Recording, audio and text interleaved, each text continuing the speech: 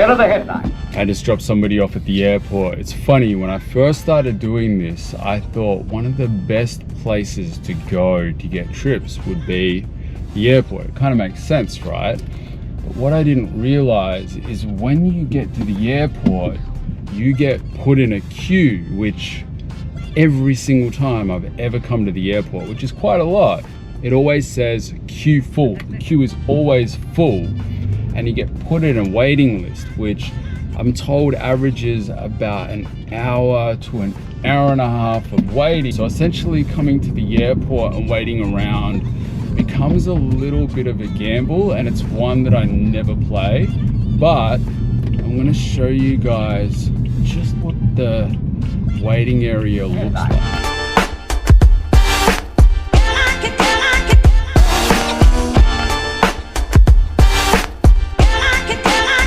That's what the waiting area looks like. I didn't want to, go around filming people or whatever, so I didn't show you all of it, but it is a pretty massive car park that's just always full of cars. It's also got a place where you can buy food and some bathrooms and stuff as well. But I just don't have the patience to wait there for an hour and a half, whatever it is. So I always end up heading back towards the city. Normally I start picking up trips around Bell Street, so I'm driving for about 20 minutes until I start getting trips, which is one of the reasons why I don't particularly get excited about heading towards the airport, and why I now understand why sometimes people don't have the greatest attitudes when they pick you up from the airport. And I wouldn't justify that, because I think you should always be nice to everybody that you meet, and it's never the rider's fault if they have a short trip. But I get it that if someone's been waiting a while, an hour and a half, and they just get a short trip out of it, I get the disappointment, because a lot of people are doing this to make ends meet.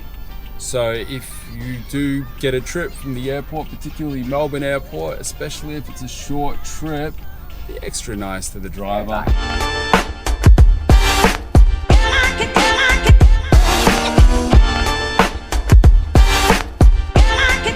So I've just spent a big chunk of my afternoon on the phone, on hold to my insurance company, because my car just got rear-ended. So I was at a T intersection and I looked both ways. I didn't see anything coming. It was at a point in the day where the sun was really, really bright and glary right in my eyes. And as I took off, I saw a motorbike pretty much come out of nowhere. And I guess the guy behind me didn't see the motorbike either. And as I went, he went as well. And as I hit the brakes to avoid the motorbike, the guy behind me went bang into my car. Fortunately, it was just a small accident. No one was hurt. I actually had 3 customers in my car. They were all good. They were really good about it. They were just asking if the car was okay, and they were fine. And yeah, so that's been my day. But I feel like I just can't catch a break with this car, because only a few months ago it had to get repaired. I had parked it in a shopping mall car park, and I always purposely park at the back of the car park, because I feel like that's the safest place to park. It's where you're least likely to get doored by somebody opening their car door, or hit with a shopping trolley. And I got back to the car and I had a big dent in my car, and there was a trolley next to it. And when the security guards went over the footage, they saw 2 young girls going through the car park, getting trolleys and purposely pushing them into cars, which really sucked. So yeah, I just had the car repaired a few months ago, and now it's gonna have to be repaired again. But hey, it could be worse. Also, how crazy is this? My phone, it wasn't like that this morning. When the crash happened, it was in this, and I guess the impact of getting rear-ended caused the back of my phone to crack.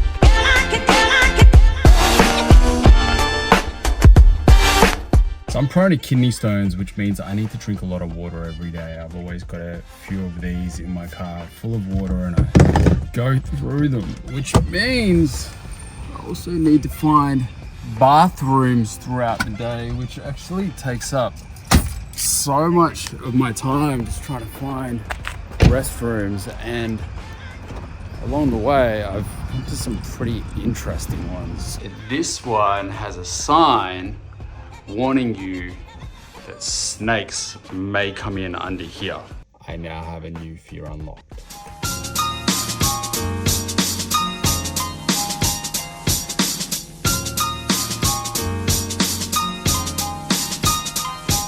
I wanted to tell you guys about this epiphany I had a little while ago while driving Uber about expectations. So I'm the type of person, I tend to romanticize things, and sometimes I put more meaning in things than I potentially should. And when my expectations are met, it can make a moment even better because of those expectations. But when they're not, it can lead to disappointment that I didn't really need to deal with had I not had expectations. Now, I was approaching my 500th Uber customer and I was thinking, I wonder who it could be. I wonder what story I'm going to hear. Could it maybe give me a little bit more meaning towards why I'm here in this position that I never thought that I would be in? And passenger 499, we had this amazing conversation. She was a really cool girl who managed a bar, and she was telling me all these funny stories of different things that have happened at the bar she works at. And we had this really long, deep and meaningful conversation. Passenger 501 was an arbiter. I can't pronounce it, but basically he's a guy who climbs trees for a living and chops them down sometimes, and he was telling me all these crazy stories about what it's like being up those really high trees on windy days where it's rocking around. And he told me how when he was younger he actually had a fear of heights, and then he skydived for the first time, and he loved that feeling of being high so much that it inspired him to have a career, like seek out a career where he could be really high up.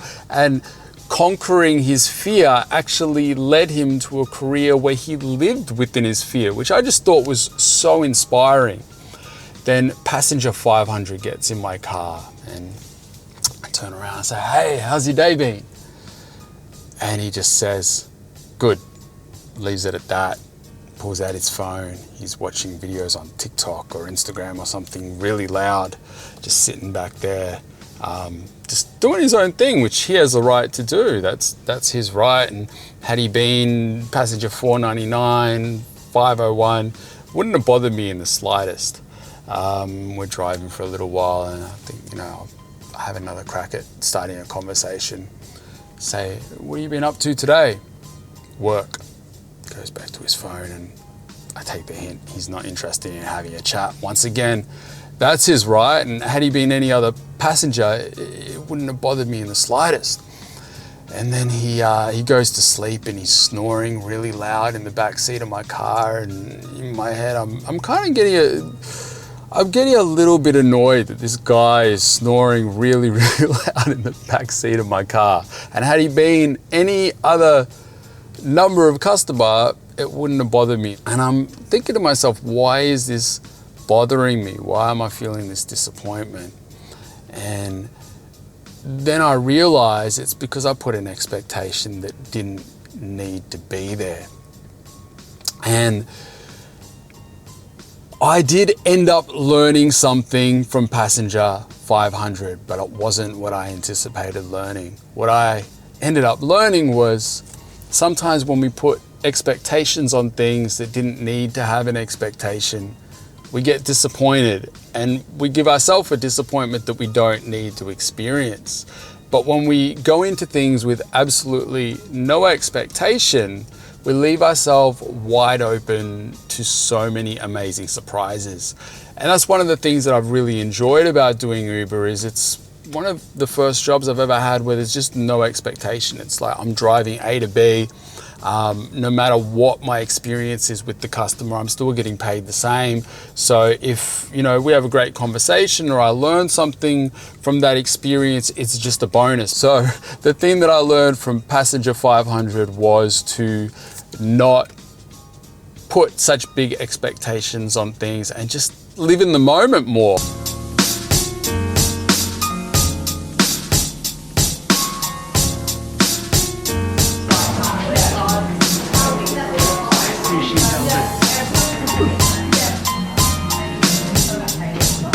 Just meeting up with Horizon for lunch. He recommended this place called Moonfish. It's in Albert Park.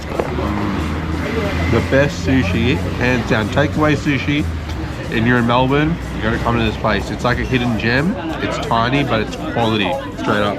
It looks good. Actually, I didn't used to like sushi until, when was it you forced me to start eating? In Sydney. In Sydney, Double Bay, we went, you had raw salmon for the first time, and you didn't have a good time. Yeah, I didn't particularly like it at first, but it has grown on me and I like it now. Oh wow. Is chicken one? Please get me wrong, bro, this is really good. It's insane, straight up.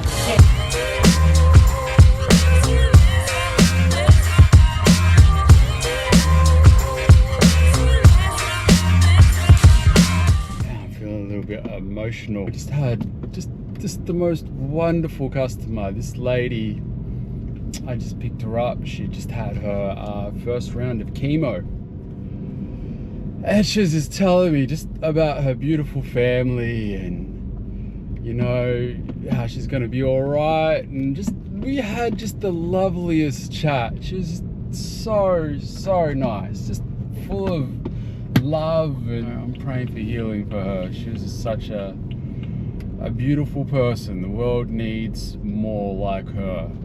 Why does stuff like this happen to the people that the world needs more of, right? Sometimes you meet people like that and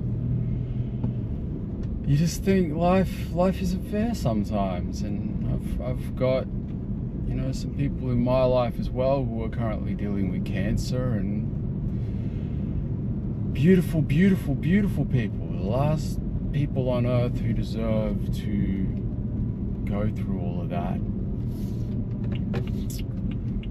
Yeah, life just sometimes puts struggles on the people who don't deserve it.